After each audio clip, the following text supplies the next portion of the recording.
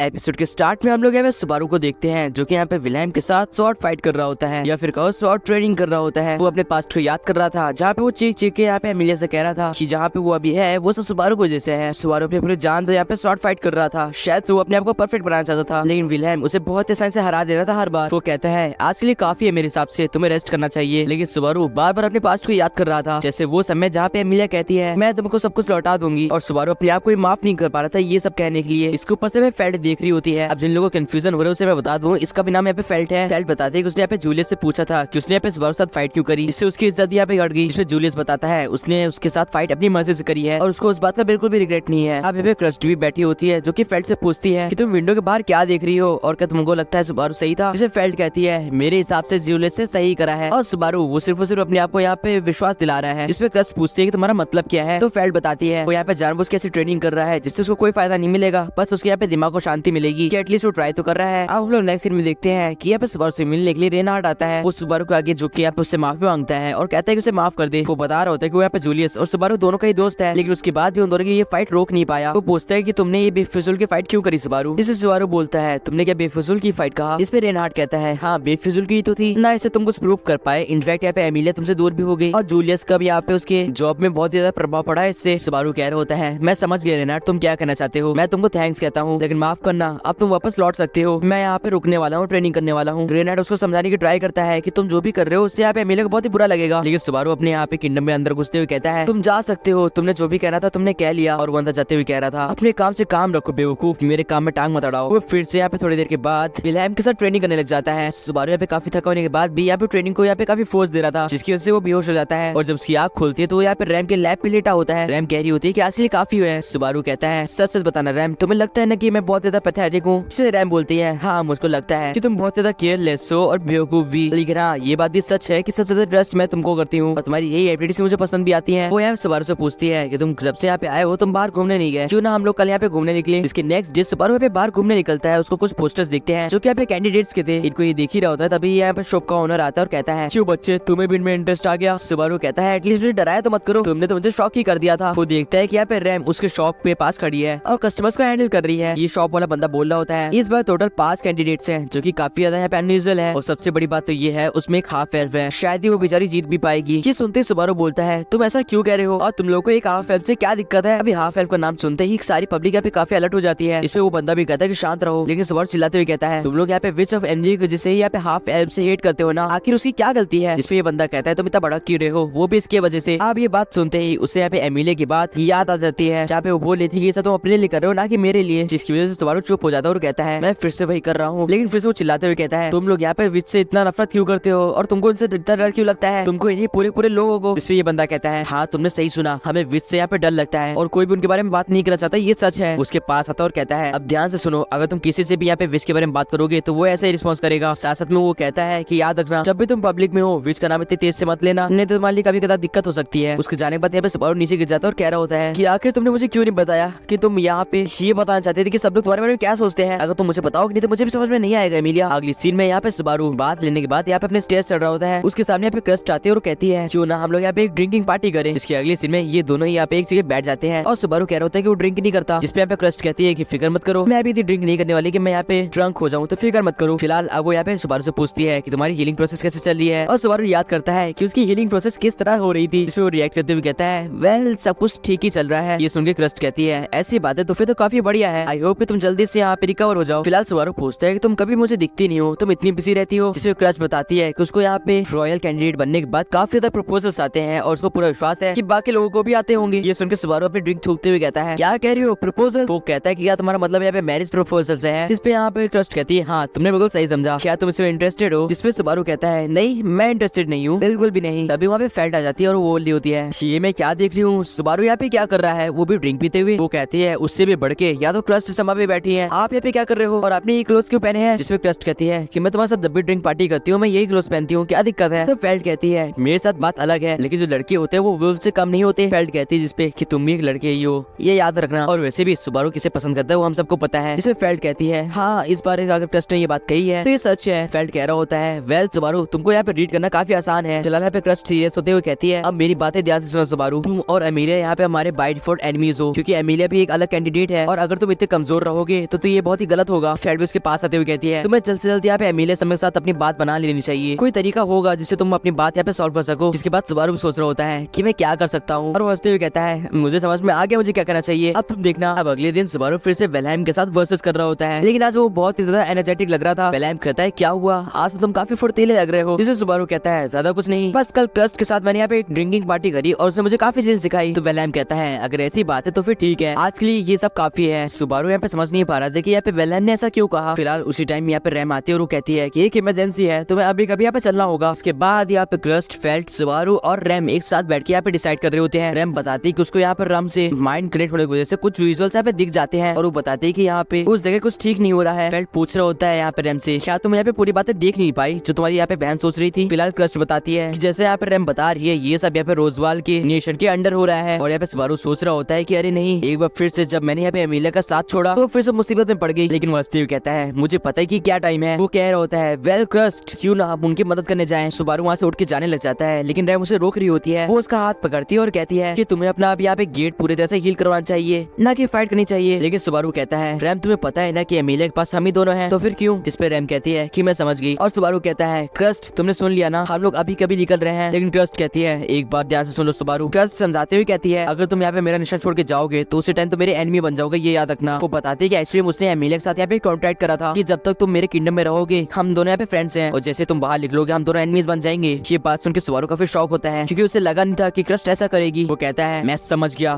तुम एक छोटी सी ड्रिंकिंग पार्टी के हिसाब से मेरा मन बदलना चाहती थी ना, आखिरकार तुम भी वैसे ही निकली धोखेबाज। जिसमें फेल्ट कहता है कहीं तुम कुछ ज्यादा तो नहीं बोल रहे हैं। फेल्ट यहाँ पे काफी गुस्से के साथ कह रहा होता है मैंने तभी समझ लिया था कि तुम एक बहुत ही बड़े बेवकूफ हो जब तुम यहाँ पे रॉयल सिलेक्शन में इस तरह बेवकूफ की तरह लड़ रहे थे। अब ध्यान से सुन लो, तुमसे कुछ नहीं भी हो पाएगा, अगर तुम वहाँ गए तो मारे जाओगे। ये बातें सुन के सुबारू काफी ज्यादा शॉक हो जाता है, और उसे ये बातें लग भी रही थी क्योंकि एक्चुअली में ये बातें सच थी। सुबारू कहता है कि अब बस बहुत हो गया, वो वहाँ से जा रहा है। रैम यहाँ पे सुबारू की परेशान लग रही थी लेकिन वो उसको रोकती नहीं है। कुछ ही टाइम के बाद यहाँ पर रैम रॉयल कार्ड रेडी कर लेती है और सुबारू पीछे से आ रहा होता है। सुबारू बोलता है कि आप लोग वहाँ तक कब तक पहुंचेंगे, जिसपे रैम बोलती है कि 2 से ज्यादा दिन लग जाएंगे। सुबारू पूछता है लेकिन हम लोग को आने में तो काफी कम टाइम लगा था। जिसपे रैम बोलती है कि इस टाइम मेन रास्ते पे फॉग फैल रखा है और वो यहाँ पे व्हाइट वेल ने फैलाया है, अगर हम वहाँ पे गए तो मारे जाएंगे। ये बात सुनकर यहाँ पे सुबारू काफी यहाँ पे हैरान हो जाता है और पीछे वेलहेम को शायद से कोई बात याद आ जाती है। फिलहाल सुबारू कह रहा होता है तो फिर ठीक है, हमें अभी कभी निकलना चाहिए। सुबारू यहाँ पे कार्ड में बैठ जाता है और रैम यहाँ पे वेलहेम को थैंक्स करती है सब चीजों के लिए, और फाइनली ये लोग वहाँ से निकल जाते हैं। सुबारू पूछता है कि तुम्हें कोई और यहाँ पे बात पता चली रैम से, जिसमें रैम बता रही होती है एक्चुअली में रैम ने मेरे को वो बात भेजी नहीं थी, बल्कि वो बात गलती से मेरे को मालूम पड़ गई थी मेरे ब्रेन की वजह से। जिसमें सुबारू कहता है इसका मतलब वो लोग सारी बातें छुपा रहे हैं। वो कह रहा होता है तुम लोग आखिर ऐसा क्यों कर रहे हो, और खासकर तुम रैम। अब जब यहाँ पे रात हो जाती है तो यहाँ पे रैम रॉयल कार्ड को रोक देती है। सुबारू के पूछने पे उसने ऐसा क्यों करा, रैम बता रही होती है एक्चुअली में रोड ड्रैगन यहाँ पे थक चुका है और वो आगे नहीं बढ़ सकता, इसलिए उसने ऐसा करा। जिसके बाद वो लोग उसी के पास के होटल में यहाँ पे बुक करके वहीं सो जाते हैं। लेकिन रैम को यहाँ पे नींद नहीं आ रही होती तो वो यहाँ पे सुबारू कमरे में आ जाती है। वो कहती है मुझे माफ करना, लेकिन मुझे लगा कि हम दोनों को थोड़ी बातें करनी चाहिए। इसके बाद ये दोनों ही बैठ के सोच रहे होते हैं मुझे पता है रैम कि तुम भी काफी ज्यादा डरी होगी, लेकिन यकीन करो वो लोग सेफ होंगे। सुबारू कहता है देखना हम लोग जब वहाँ पहुंचेंगे ना तो हम लोग सबको संभाल लेंगे। इसमें रैम हंसते हुए कहती है हाँ मुझे तुम्हें पूरा विश्वास है सुबारू। उसकी इतनी सुंदर स्माइल देख के सुबारू यहाँ पे एम्बैरेस हो जाता है। फिलहाल रैम उसके पीठ पे अपना हाथ रखती है और सुबारू कहते हैं तुम ऐसा क्यों कर रही हो। इस पे रैम कहती है कि वो ऐसा करना चाहती थी इसलिए वो ऐसा कर रही है। अगली सीन में रैम अपना यहाँ पे मैजिक करने लग जाती है, देख लग रहा था कि ये हीलिंग मैजिक है। सुबारू बोलता है ओ अच्छा तुम मेरा गेट हील कर रही हो ना। इस पे रैम हाँ कहती है, लेकिन सुबारू कह रहा होता है मुझे पता है कि हम ही दोनों हैं जो यहाँ पे एमिलिया को बचा सकते हैं। वो कह रहा होता है क्योंकि एट द एंड एमिलिया मेरे लिए सबसे ज्यादा इंपॉर्टेंस रखती है, लेकिन पता नहीं क्यों उसको इतनी नींद आने लग जाती है जिसकी वजह से वो सो ही जाता है। और रैम कहती है मुझे माफ करना। वो कह रही होती है प्लीज थोड़ा सा यहाँ पे फिक्र मेरे लिए बचा लेना। जब सुबारू की सुबह नींद खुलती है तो वो देखता है कि यहाँ पे कोई भी नहीं है। वो भाग के जाता है और कहता है रैम हम लेट हो गए। लेकिन जब वो रैम के यहाँ पे कमरे में जाता है तो वो देखता है कि वहाँ पे कोई भी नहीं है और भाग के नीचे आता है और पूछता है कि वो कहाँ पे है। वो पूछता है कि ब्लू हेयर वाली लड़की जो कि कल मेरे साथ आई थी वो कहाँ पे है। जिस पे बंदा बोलता है मुझे नहीं पता, मेरे ख्याल से वो कल रात को ही निकल गई थी मास्टर। और वो बोलता है कि आपके लिए उसने लेटर छोड़ा है। आज जब सुबारू उस लेटर को पढ़ता है तो वो और भी ज्यादा गुस्सा हो जाता है। जिसके बाद वो कह रहा होता है क्यों, मुझे लगा तुम मुझे समझते हो रैम लेकिन तुम भी नहीं। अब यहाँ पे सुबारू बाहर सबसे पूछ रहा होता है और हमें यहाँ पे रैम की आवाज में सुनाई दे रहा था कि उसने लिखा था कि मुझे पता है कि आप जैसे इसे सुनोगे तुम बहुत ही गुस्सा हो जाओगे सुबारू, लेकिन ये मेरा एक आखिरी रास्ता था। अब सुबारू यहाँ पे इस बंदे से कह रहा होता है तुम्हारा नाम ओतो है ना, मुझे तुमसे काम है। अगली सीन में सुबारू यहाँ पे अपने सारे लगेज को ऊपर रख रहा होता है। एक्चुअली में ये ओतो की कार यूज करने वाला था। अब ये लोग यहाँ पे सफर पे निकल जाते हैं और सुबारू कह रहा होता है ठीक है रैम अगर तुम पे मेरे को विश्वास नहीं है तो फिर मुझे तुम्हारी भी जरूरत नहीं है। काफी ज्यादा आगे चलने के बाद यहाँ पे ओतो का यहाँ पे ड्रैगन भी रुक जाता है। ओतो बोलता है कि मुझे माफ करिएगा लेकिन हम लोग क्या वापस लौट जाए। जिसमें सुबारू पूछता है लेकिन क्यों, आखिर आगे बढ़ने में क्या दिक्कत है। तो ओतो बताता है उसका ड्रैगन काफी ज्यादा डर रहा है, शायद से सामने कुछ मॉन्स्टर्स होंगे। सुबारू पूछता है कि हम लोग अपने डेस्टिनेशन से कितने दूर हैं। तो ओतो बताता है हम लोग काफी ज्यादा पास आ चुके हैं वैसे तो सुबारू नीचे उतरता है और कहता है तुम वापस लौट सकते हो, अब मैं आके अकेले चले जाऊंगा। जिसके बाद सुबारू यहाँ पे भाग के कैसल की तरफ भागने लग जाता है। लेकिन तभी उसे यहाँ पे एहसास होता है कि ये पूरी जगह बहुत ही ज्यादा शांत है। इसी टाइम उसके सामने एक यहाँ पे अजीब सा बीन आ जाता है और देखते देखते इस तरह के ढेर सारे बीन्स यहाँ पे सुबारू को खेल लेते हैं और तुरंत ही वो गायब भी हो जाते हैं। सुबारू सोच रहा होता है कि ये क्या हो रहा है। वो कहता है मेरे पास अभी ऐसा सोचने का टाइम नहीं है, मुझे यहाँ पे विलेज की तरफ भागना होगा। अब सुबारू काफी चलने के बाद फाइनली अपने डेस्टिनेशन के काफी करीब आ जाता है। वो कह रहा होता है फाइनली मैं पहुंच गया। अब वो विलेज के एक कमरे में एंटर करता है तो उसे कुछ अजीब सा दिखता है। इसके बाद वो देख रहा होता है कि यहाँ पे कुछ तो अजीब हो रखा है। तभी वो यहाँ पे नीचे गिर जाता है और उसके हाथ में पूरी तरह से खून लगा होता है। वो नोटिस करता है कि उसके सामने काफी लोग मरे पड़े हैं। ये देख के सुबारू पूरी तरह से ट्रॉमेराइज्ड हो जाता है। वो सोच रहा था कि आखिर यहाँ पे क्या हुआ। अब उसे यहाँ पे रैम की काफी चिंता होने लग जाती है, इसलिए वो कैसल की तरफ भागता है। कैसल के अंदर एंटर करते ही उसे यहाँ पे रैम की चेन दिखती है जिसमें खून लगा होता है और जो उसके बाद वो देखता है उसको देख के उसकी आंखें फटी की फटी रह जाती हैं। उसके सामने रैम पड़ी होती है जो कि पूरी तरह से घायल थी। ये देख के सुबारू के आंसू निकल जाते हैं और वो कह रहा होता है आखिर क्यों। और गाइस यहीं पे ये एपिसोड एंड हो जाता है। आप लोग का एपिसोड कैसा लगा कमेंट्स बताना एंड सब्सक्राइब कर दो उसका अगला एपिसोड देखने के लिए। बाकी मैं मिलता हूँ आपसे नेक्स्ट वीडियो में। Till then good bye.